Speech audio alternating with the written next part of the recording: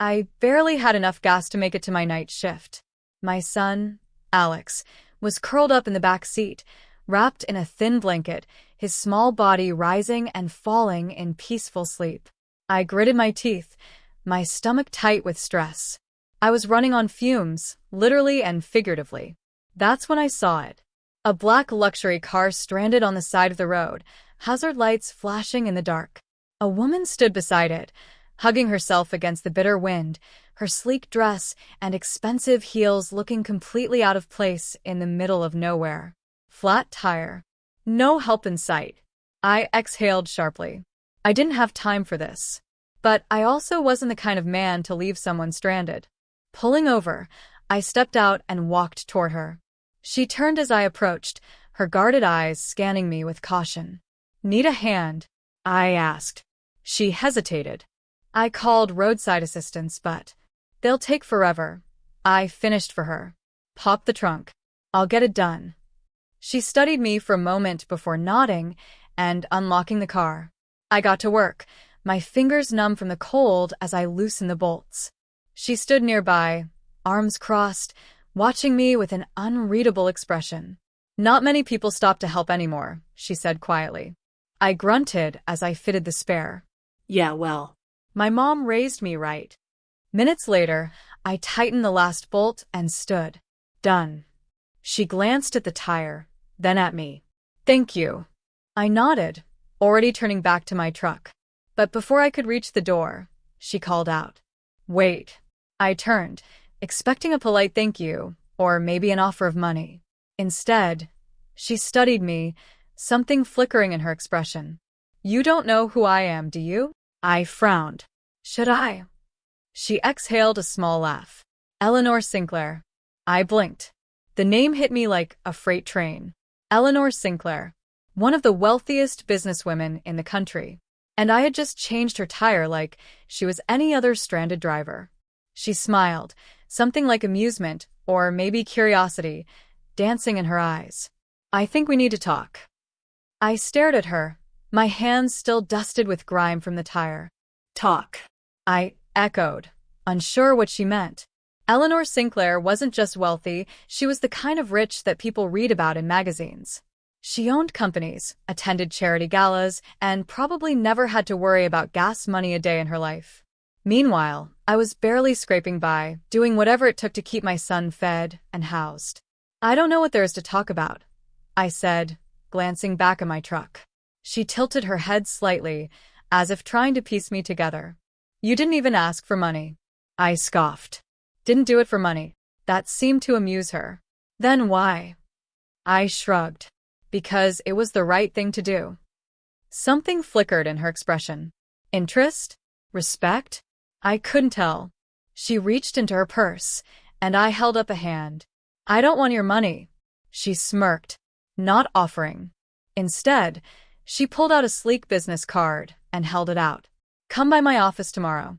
I have a proposition for you." I frowned. "What kind of proposition?" She smiled, stepping toward her car. "The kind that might change your life." Before I could respond, she slid into the driver's seat, started the car, and drove off, leaving me standing in the cold with a business card in my hand.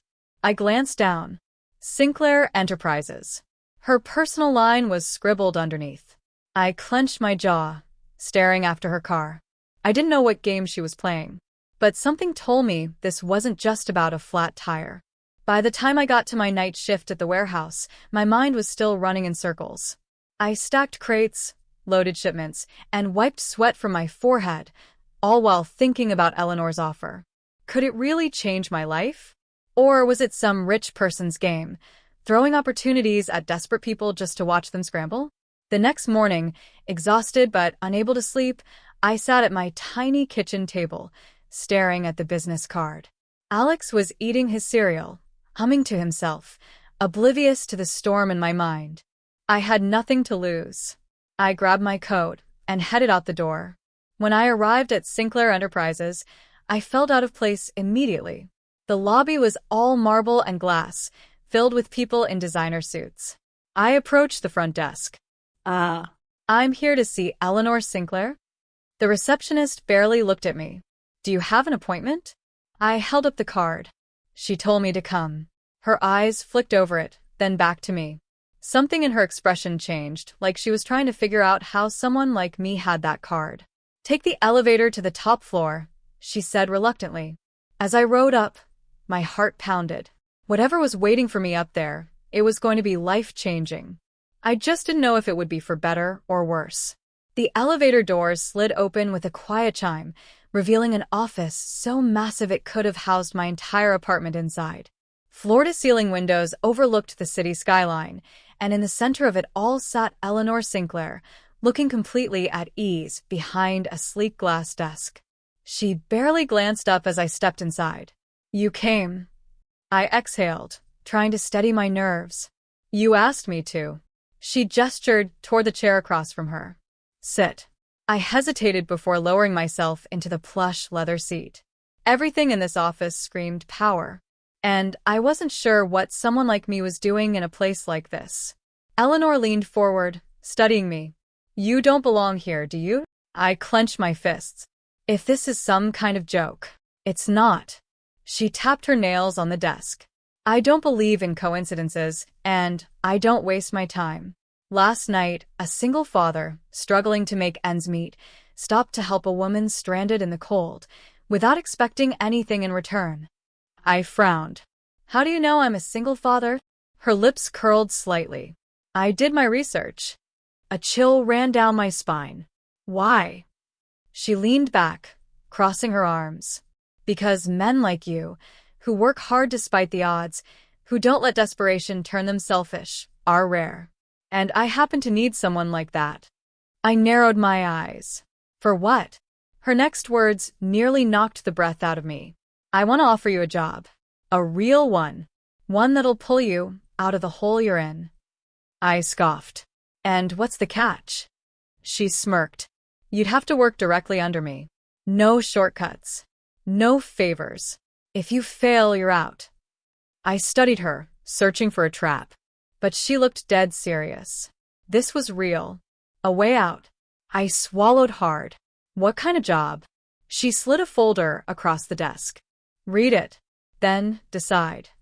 I hesitated, but my hands were already reaching for it. Because deep down, I knew this was my only shot. I sat in my truck for over an hour, staring at the contract in my hands. The salary was insane, more money than I'd ever seen in my life. Benefits, stability, everything I needed to give Alex a future. But there was something else. The fine print. The expectations. This wasn't some desk job. Eleanor wanted something from me. I didn't know what yet. But I knew one thing. This wasn't charity. This was a test. And if I accepted, I had to be ready for whatever came next. Taking a deep breath, I grabbed my phone and dialed the number on the card. She answered on the first ring. I'm in, I said. There was a pause, then a slow chuckle. Good, Eleanor murmured. Let's see what you're really made of. The next morning, I stood outside Sinclair Enterprises in a borrowed suit that barely fit, my nerves rattling like a live wire. I wasn't just stepping into a job. I was stepping into a world that had never been meant for people like me. And something told me this was only the beginning. The moment I stepped inside Sinclair Enterprises, I felt like an imposter. The people around me walked with purpose, dressed in tailored suits that probably cost more than my rent. I adjusted my borrowed blazer, swallowing the lump in my throat. You belong here, I told myself, even though everything in my gut screamed otherwise. A sharp voice pulled me from my thoughts. You're late. I turned to find Eleanor Sinclair standing near the elevator, arms crossed, eyes scanning me with cold precision. I frowned. I'm right on time. She smirked. Exactly. Which means you're already behind. Without another word, she turned on her heel and strode toward the elevator. I hurried after her, my heart pounding. As soon as the doors closed behind us, she turned to me. From this moment on, you don't get to be average, she said. You don't get to just show up. You need to prove that you belong here. Every second. Every move. I clenched my jaw. I thought you hired me because I already proved myself. Her eyes flickered with amusement. No. I gave you an opportunity. Whether or not you prove yourself is still up for debate. The elevator doors slid open onto the executive floor, and my real test began. The first thing I noticed was how everyone stopped talking when Eleanor walked in. The second thing I noticed? They were all staring at me. Eleanor ignored them as she led me through the maze of offices. You're starting as my personal assistant, she said briskly. You'll handle schedules, calls, meetings. Wait, hold on. I frowned. You want me to be your secretary? She stopped abruptly, turning to face me. Do you have a problem with that? I hesitated. I just didn't think that's what you meant when you said I'd be working under you. Her expression turned sharp. Let me be clear. If you can't handle something as basic as this, you won't last in my world. You want a shot at something bigger? Earn it. My jaw tightened. I wasn't here to fetch coffee. But at the same time, this was my shot. I wasn't about to walk away. So I met her gaze, squared my shoulders, and said, Fine. When do I start? Her lips curved into the smallest smile. Now. I thought manual labor was hard. I was wrong. By noon, my head was spinning. Calls, schedules, reports, I was drowning. People spoke in rapid-fire business jargon, expecting me to keep up. I was making mistakes left and right, and I could feel the judgmental stares drilling into my back. I was out of my depth, but quitting wasn't an option. By the time Eleanor returned to check on me, I had a stack of papers in front of me and a pounding headache. She glanced at the mess I had made of her schedule and arched a brow. Rough first day, she asked dryly. I exhaled. You could say that. She smirked. Good. I frowned. Good. She leaned against the desk. The ones who struggle the most at the beginning? They're usually the ones who rise the highest. I studied her, trying to figure her out. She was tough, ruthless even, but there was something else. Something that made me wonder, was she testing me? Or was she preparing me for something bigger? Not everyone was happy about me being here. By the second day, I could feel the hostility from the other executives. Whispers followed me in the hallways. Who is he? Where did he come from? Why is Eleanor wasting time on some nobody? One man in particular, Nathan Cross, Eleanor's senior VP, made his feelings clear. You won't last a week, he sneered when we crossed paths in the conference room.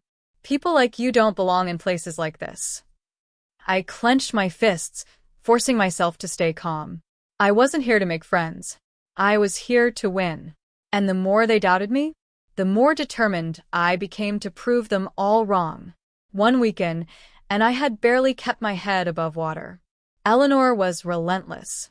She pushed me harder than I thought possible, throwing me into situations where I was forced to adapt or drown. And then, one evening, after another grueling day, she called me into her office. She studied me in silence for a moment before speaking. You're not quitting, she observed. I smirked tiredly. Is that what you were hoping for? She leaned back. I was hoping to see what you're made of. I frowned, and a slow smile spread across her lips. You just might surprise me. For the first time, I realized this wasn't just about a job. Eleanor was testing me for something bigger, and I was finally ready to find out what it was. I barely had time to breathe before Eleanor handed me my next challenge. I want you to oversee a deal with Westwood Industries, she said, sliding a thick folder across her desk. I frowned. Me? I barely know how. Figure it out, she interrupted. You want to survive in this world? Prove it. I swallowed hard. This wasn't just some small task. This was real business. And if I screwed it up, I wouldn't just embarrass myself, I'd lose everything before I even got a chance to rise. No safety net. No second chances. I was either going to sink or swim. Nathan Cross wasn't happy. I caught him smirking as he watched me struggle through my first client negotiation. Eleanor must be desperate if she's letting you handle this, he said mockingly. I ignored him. I didn't have time for petty office politics. I was too busy not failing. But I could feel it. The knives were out. People like Nathan? They wanted me gone. And if I wasn't careful, they'd get their wish. The meeting with Westwood Industries was a disaster. I fumbled over my words. The numbers didn't make sense. The CEO, A sharp-eyed businessman named Richard Westwood sat back with an unimpressed smirk. "Is this a joke?" he asked. "Eleanor sends a street rat to handle multi-million-dollar deals now." Heat crawled up my neck, but I kept my voice steady. "Give me another chance. I'll come back with the right numbers." Westwood stood. "You have one shot. Get it right." I nodded stiffly. I had 24 hours to fix this, or I was done. I didn't sleep. I spent the night poring over reports, analyzing numbers, and memorizing every detail I could. I wasn't going to let Eleanor down. And more than that, I wasn't going to let myself down. By sunrise, I was ready. The next morning, I stepped into Westwood's office, my hands steady, my mind clear. This time, I didn't stutter. I didn't second-guess myself. I laid out the deal in cold, hard numbers, and it worked. Westwood sat back, nodding slowly. "All right," he said. "You've got a deal." I exhaled sharply. I had done it. When I returned to Eleanor's office, she was already waiting. "Well?" she asked. I placed the signed contract on her desk. She smiled, a rare, genuine smile. "Looks like you might survive after all." But I wasn't just surviving. I was winning. With my first major success, the office whispers grew louder. Who is he? What did Eleanor see in him? And more importantly, who wanted to take me down next? Nathan Cross wasn't done with me. And I knew it was only a matter of time before he made his move. One night, I found a document on my desk, a fake contract. If I had signed it, it would have destroyed Eleanor's deal with Westwood. And I knew exactly who had put it there. Nathan. I clenched my fists. This wasn't just office politics anymore. This was war. I stormed into Nathan's office, slamming the fake contract onto his desk. "Nice try," I said coldly. Nathan just smirked. "You really think you belong here? Eleanor is using you, and when she's done, she'll throw you out like trash." I narrowed my eyes. "We'll see about that." Because no matter what Nathan thought, I wasn't going anywhere. When I told Eleanor what happened, she barely looked surprised. "I was waiting to see if you'd catch it," she said. I frowned. "You knew." She leaned back, smirking. "You're in my world now. If you want to survive, start acting like it." Her words sent a chill down my spine. Because for the first time, I realized this wasn't just about business. This was about power. Nathan wanted me gone. The executives wanted me to fail. But every time they tried to bring me down, it only made me stronger. I worked harder. I learned faster. And soon, I wasn't just surviving. I was rising. Months passed, and I wasn't the struggling single dad who had changed a millionaire's tire anymore. I was making real money. I had respect. But most importantly, I had power. And people like Nathan hated it. One day, Eleanor called me into her office with a grim expression. "Nathan is trying to take you down," she said. "If you don't stop him first, he'll ruin you." I exhaled. "What do you want me to do?" She slid a folder toward me. "Take him out before he takes you out." And just like that, I had my chance to end him. I set Nathan up perfectly. I leaked false numbers, knowing he'd use them against me. And when he did, Eleanor was already waiting. He fell right into my trap. And just like that, he was gone. With Nathan out, everything changed. The people who had doubted me now feared me. And Eleanor? She watched, satisfied. "You've finally earned your place," she said. And for the first time, I believed her. One night, Eleanor made me an offer I hadn't expected. "Be my second in command," she said. "Run this company with me." I stared at her, my chest tightening. I had started as nothing. And now? I was being offered everything. I thought about Alex, about my struggles. And then I looked at Eleanor. She had given me an opportunity, but I had earned my place. I extended my hand. "I'm in." She shook it. And just like that, I became one of the most powerful men in the city. I had started this journey with nothing. Just a truck, an empty bank account, and a son who depended on me. Now? I had power, Wealth. a future, and it had all started with one small act of kindness. As I tucked Alex into bed that night, I realized something. I hadn't just changed my life. I had rewritten my entire destiny, and for the first time in my life, I was finally free.